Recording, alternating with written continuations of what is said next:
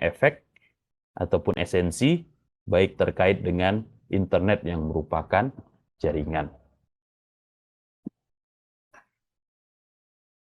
Oke, sekarang kita masuk ke definisinya ya, secara spesifik, secara lebih jelas.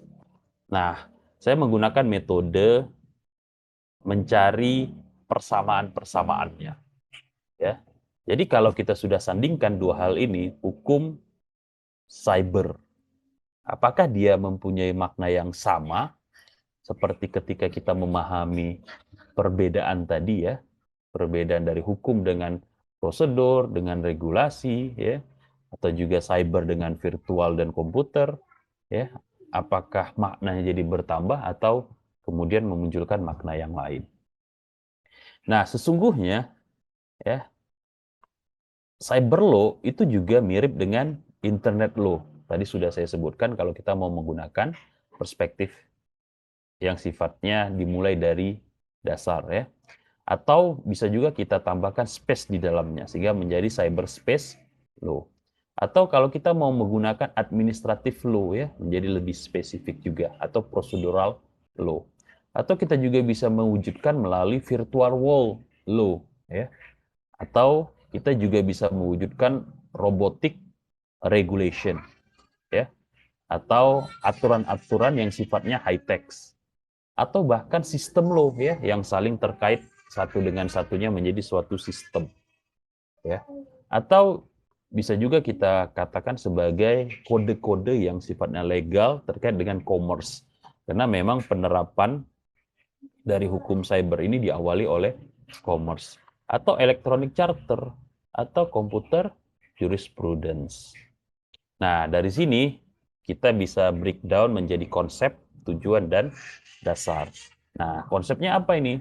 Bahwa dia merupakan ayat, pasal, atau undang-undang ya, yang merupakan bidang hukum berkaitan dengan hubungan internet dengan elemen teknologi dan komponen dalam mengatur kehidupan masyarakat atau komunitas yang sifatnya mengikat, termasuk di dalamnya segala hal ya, baik itu komputer, perangkat lunak ya, perangkat keras, dan sistem informasi. Nah, tujuannya buat apa? Jadi sebelum kita memahami definisi, kita harus paham dulu konsepnya. Konsepnya ini. Tapi suatu konsep punya tujuan ya, penerapannya. Penerapannya tentu untuk mencegah, mengurangi kerusakan ya atau bahaya dalam skala besar dan juga kecil ya, dari aktivitas kejahatan yang dilakukan di dalam dunia maya tersebut. Nah, kejahatan itu tentu memiliki keinginan ya. Oleh sebab itu, ya, despite keinginan mereka, kita harus bisa melindungi. Jadi di satu sisi dia mencegah, di sisi yang lain dia berusaha untuk melindungi hak-hak yang dimiliki oleh para pengguna di internet. Ya, hak terkait akses, hak terkait privasi, hak terkait komunikasi, ya, hak terkait kekayaan intelektual, dan juga kebebasan freedom of speech ya dalam penggunaan internet tersebut, ya dalam segala aktivitasnya lah ya. Ya, tentunya juga ketika kita menggunakan atau memanfaatkan alat-alat yang kita miliki atau yang diberikan hak oleh orang lain. Nah, dasarnya apa?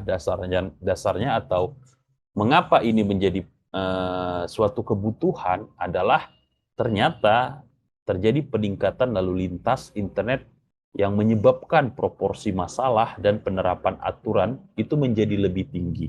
Nah, tapi di samping lebih tinggi, ada juga kompleksitas, ada juga keragaman ya, diversitas di dalamnya.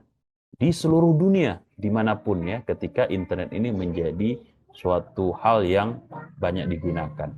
Nah, karena hukum cyber akan berbeda-beda menurut yurisdiksi dari suatu negara, ya, terutama terkait perangkat-perangkat yang menegakkan atau mengatur aturan-aturan tersebut ya dengan detail-detail dan jelas, ya, sehingga perlu adanya hukum cyber ya. Jadi membahas tentang apa ya yang dilarang, membahas tentang ganti rugi, membahas tentang denda, dan juga membahas terkait dengan hukuman ya, seperti pemenjaraan ketika melakukan suatu perbuatan yang dilarang. Oke, berikutnya etika ya. Jadi selain hukum cyber ada juga etika cyber ya. Seperti layaknya etika yang dilakukan dalam kehidupan sehari-hari. Nah, ethics itu padanannya adalah etiquette, ya, aturan yang biasanya ini diwujudkan formal ya dalam suatu komunitas yang lebih atau suatu grup yang lebih kecil. Ethics juga terkait dengan moral, ya. Nah, keyakinan individual ya yang sifatnya emosional atau juga ideal ya, pikiran kita mengenai sesuatu yang sifatnya sempurna, kesempurnaan atau virtues ya, sesuatu yang kita ingin mendapatkan pahala di dalamnya ya. Begitu juga dengan creed ya. Virtu lebih kepada usaha kita untuk menyenangkan orang lain. Ataupun prinsipal ya. Prinsipal ya, prinsip-prinsip yang kita yakini ya ketika melakukan sesuatu harus terikat untuk melakukannya seperti ini.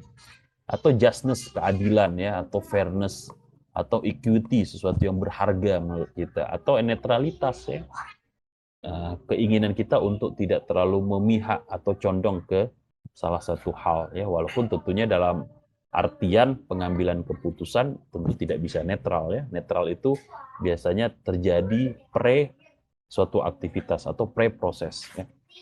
Atau juga standar ya, limit ya, ataupun sesuatu hal yang menjadi acuan ya, referensi kita, atau rule of conduct ya, aturan-aturan kamu melakukan sesuatu, atau impartiality ya, suatu keinginan kita untuk tidak mau terpisah ya, maunya menyatu dalam komunitas atau society yang berada di sekitaran kita. Nah, dari sini sama kita gunakan pembahasan terkait dengan konsepnya, terkait dengan tujuan dan juga dasarnya. Nah, konsepnya itu, ethics itu adalah suatu studi ya tentang perilaku dan masalah yang melibatkan pengguna ya program komputer ya, dan efeknya pada masyarakat dan individu ya. Dan tentunya dia memiliki sifat-sifat yang berbeda atau berlawanan dengan hukum, tapi dia menjadi suatu hal yang sangat penting juga karena secara non teknis ya, ini akan mempengaruhi juga penerapan hukum atau penegakan hukum tersebut. Walaupun hukum bisa dipaksa, tetapi tentu tidak bijak kita menggunakan paksaan dalam setiap kesempatan ya, karena tentu ada limitasi juga bagaimana penegakan hukum itu dilakukan, dan penegakan hukum itu menjadi pilihan yang terakhir harusnya dilakukan. Kita tidak bisa terlalu banyak ya memaksa hukum untuk melakukan ini dan itu, karena secara prinsip hukum itu sendiri sifatnya pasif, dia menunggu ya, jadi responnya itu tidak serta merta immediately ya. Nah, disinilah muncul gap ya. Kita tidak bisa memaksa hukum berada di garis terdepan. Yang bisa kita paksa berada di garis terdepan ya dalam komunitas adalah etika. Nah, biasanya hukum itu diwujudkan atau diciptakan berdasarkan etika. Supaya apa? Supaya berkesinambungan ya. Penegakan hukum ya melalui perangkat-perangkat di luar hukum itu sendiri ya, di luar penegakan hukum itu bisa diwujudkan oleh masyarakat sekitar. Makanya suatu kesempurnaan itu bisa diwujudkan kalau hukum ya diwujudkan atau diterapkan ya tentu tidak berbeda jauh atau selaras dengan etika ya. Dan etika ya sifatnya pasti akan terkait dengan individu-individu, profesi-profesi ya. Misalnya dia memiliki profesi sebagai dokter, dia memiliki profesi sebagai dosen dan sebagainya, atau mahasiswa. Nah, etika-etika tersebut akan melekat ke dalam dirinya, dan tentunya komunitas ya punya kepentingan-kepentingan di dalamnya, dan etika itu pasti akan menyesuaikan dengan kepentingan-kepentingan tersebut. Nah, tujuannya, meskipun ada banyak perdebatan ya tentang apa yang dianggap benar dan salah, tujuan dasarnya adalah memperlakukan orang lain dengan sopan, baik dan tepat ya, berlaku saat aktivitas dilakukan secara online dalam kenyataan. Jadi intinya ya, etika itu akan mewujudkan atau memberikan basis apa yang benar dan salah. Nah, hukum kemudian menetapkan hal tersebut ya. Nah, etika dia tetap berada dalam ranah abu-abu ya, ada proses toleransi juga di dalam. Tidak serta-merta ketika dia melakukan sesuatu kesalahan maka dia akan dihukum, maka dia akan dikucilkan, tidak ya, ada proses perbaikan-perbaikan di dalamnya. Nah, yang terpenting adalah kita merekognisi bahwa ini adalah sesuatu yang tidak boleh dilakukan. Nah, kalau dia cross boundary, dia berlebihan dalam melakukan suatu kesalahan, maka disitulah hukum bisa mengambil peranannya.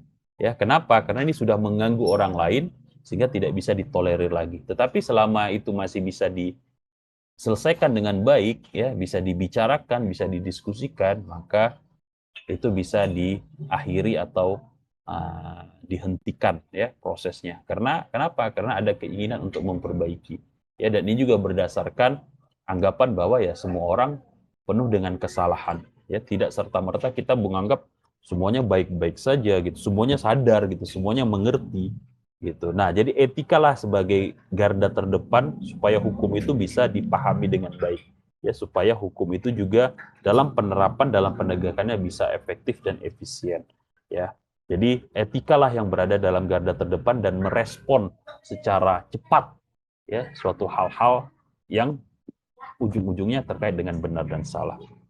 Nah, dasarnya apa? Dasarnya ya isu-isu banyak ya, kejahatan di dunia maya, plagiarisme, peretasan, pencurian kata sandi. Nah, sehingga ini menjadi penting dan mengetahui etika komputer atau batasan-batasan yang berlaku yang sifatnya universal, ya ini dapat menciptakan lingkungan ya